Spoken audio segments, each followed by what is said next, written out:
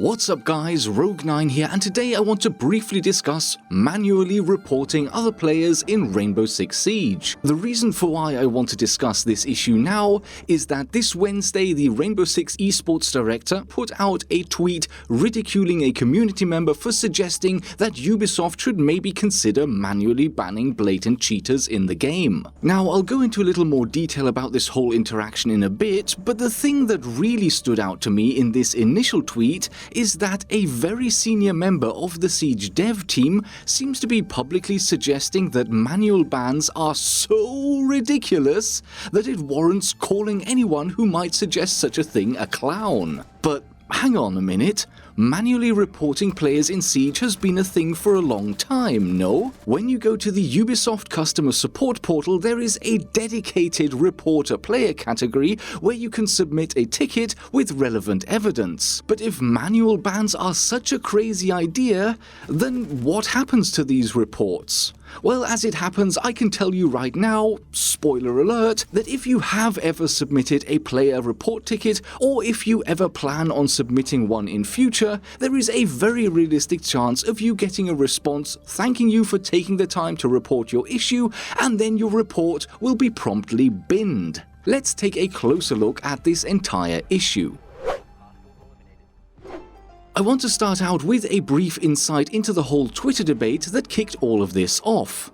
This is the first tweet that showed up in my feed, but let's wind back and see how this started.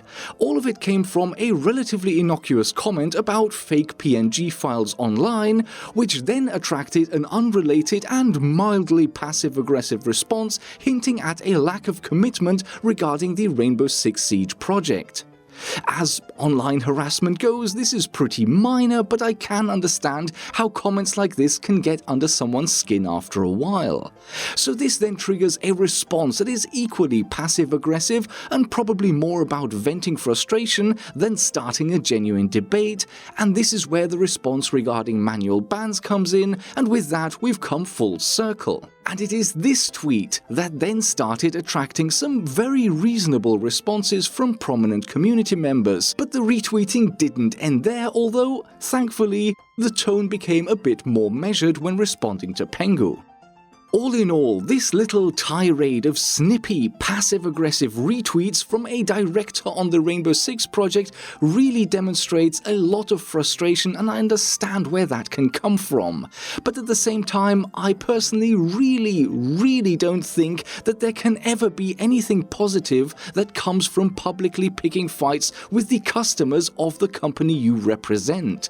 Even if you're in the right, even if your arguments make sense, the only thing that you're achieving by giving into your frustration and calling fans clowns is creating more negativity and ill will not only towards you, but also towards your employer. One of the best examples of this is Battlefield 5, where the sometimes aggressive and seriously disrespectful public communications by EA and DICE staff members towards long-standing fans played a significant role in damaging the game's image before it had even been released. I get it.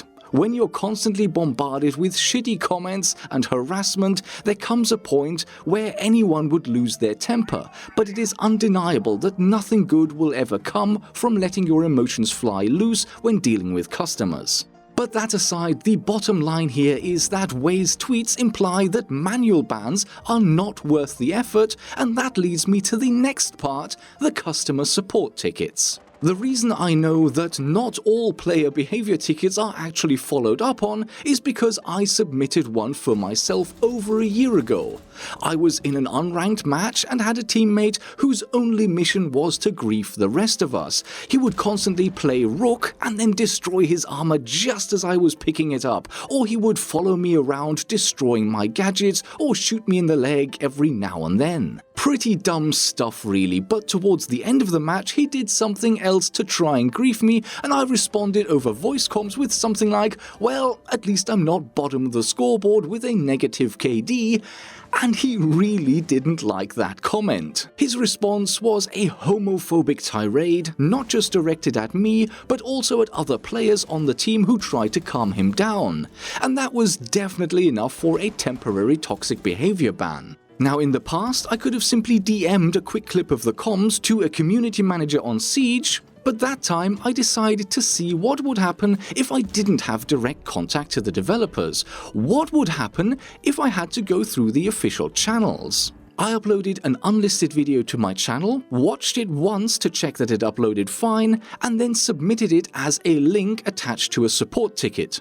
And the short answer to the question, what would happen, is fuck all. A few days after submitting my support ticket, I received the standard copy and paste reply thanking me for my report and telling me that the matter was being handled, but that I would not receive any update about it. If this customer support guy had really reviewed my video, it would have shown up as a new view.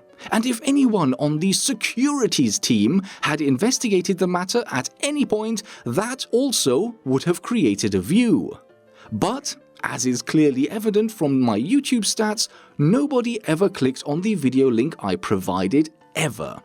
Sure, this is just a one-off case, but it is already enough to prove that not all support tickets are genuinely followed up on. At the time that this happened, I also put out a community post asking viewers about their experiences, and there were many responses that echoed my own experience. Nothing ever happened beyond a copy and pasted thank you email. Now, what percentage of player reports is deleted without ever being followed up? I have no clue, and we will almost certainly never know the full truth. Maybe it depends on how busy the customer service or player behavior teams are at any given time, so they clear a certain number of reports, but when their capacity is reached, all further reports simply get binned.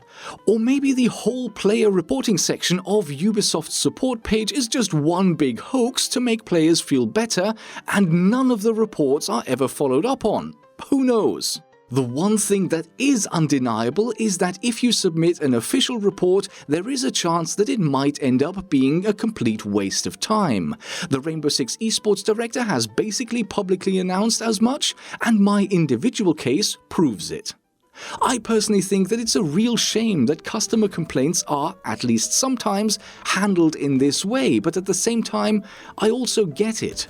Following up on each and every report of a cheater or toxic player would be a massive job that would draw a huge amount of resources.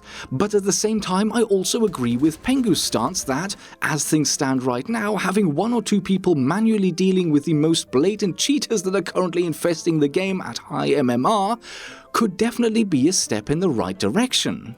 After all, whatever other automated measures are being taken are clearly not enough right now. And that's it. What are your thoughts on the matter? Do you think calling customers clowns for making a suggestion is acceptable? Or have you ever submitted a player report ticket, and if so, what was your experience with the process? Let me know in the comment section below, and with that, many thanks for watching, and I will see you in the next episode.